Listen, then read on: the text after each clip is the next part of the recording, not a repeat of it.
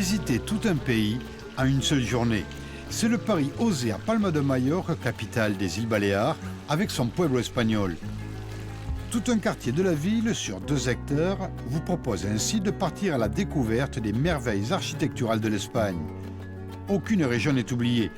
Une richesse unique, des reproductions à l'identique pour un voyage à travers l'histoire patrimoniale de ce pays. Il n'y a pas beaucoup d'endroits comme ici où tu peux découvrir toute l'histoire de l'architecture espagnole.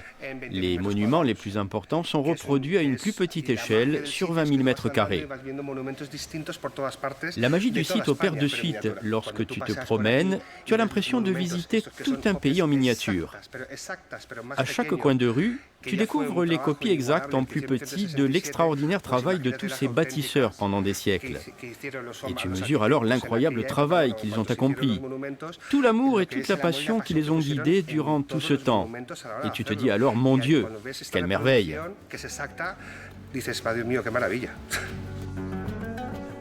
Première étape incontournable, l'Alhambra de Grenade. Une mini-reproduction de l'un des monuments majeurs de l'architecture arabe.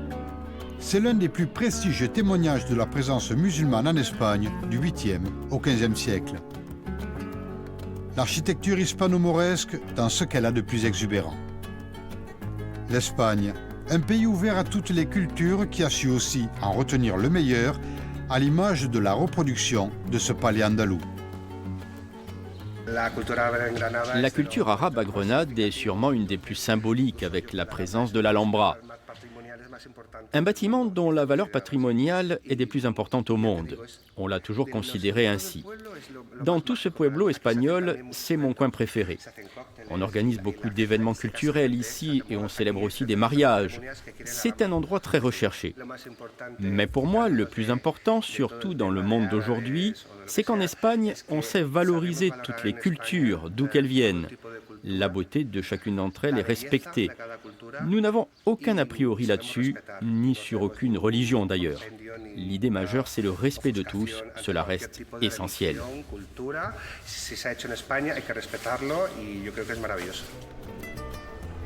Tous les styles architecturaux à travers les âges se retrouvent ici, gothique, romane ou baroque, à l'image de cette place Mayor. Plusieurs régions dans différentes époques de leur histoire sont assemblées autour de cette place. C'est au début des années 70 que l'architecte espagnol Fernando Chueca a conçu ce projet original, un condensé des joyaux du patrimoine ibérique les plus célèbres, sans négliger le moindre détail. Cette place Mayor a été conçue comme n'importe quelle autre place Mayor que l'on peut trouver partout en Espagne. Mais tous les monuments que l'on voit proviennent de différentes régions.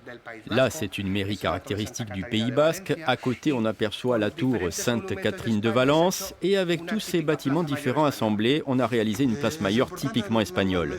Et l'histoire de ces places reste au cœur de toutes ces villes. Exactement. Dans toutes ces places Mayor espagnoles, depuis toujours, c'est là où tout se passe. On organise des fêtes ou des manifestations, le lieu de rencontre obligé de tous les habitants. À chaque coin de rue, une surprise vous attend. Il suffit de quelques pas pour passer de la Catalogne romane à l'Andalousie mauresque.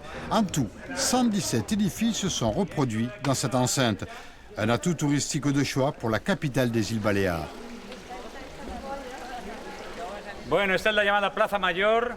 Aquí hay un ejemplo de casas castellanas manchegas con estos balcones. Aquí tenemos una iglesia mudéjar de Calatayud, Aragón. Ce concept de pueblo espagnol est né d'abord à Barcelone. Dans la capitale catalane, l'espace consacré à la reproduction de l'histoire architecturale espagnole est beaucoup plus important que celui que l'on peut trouver à Palma de Majorque. Mais ici, les reproductions sont plus fidèles et authentiques. Bien sûr, je suis passionné par cet endroit unique. Et travailler ici tous les jours, c'est un véritable luxe. J'évolue dans un lieu atypique. On est au centre de Palma et pourtant c'est tellement différent. On est entouré de bâtiments incroyables. Une émotion permanente. Totalement, et ce depuis le matin jusqu'au soir. Un musée à ciel ouvert, peut-être la meilleure définition pour qualifier tout ce que l'on peut trouver au sein de ce pueblo espagnol. Un voyage dans le temps pour redécouvrir les charmes du patrimoine bâti ibérique.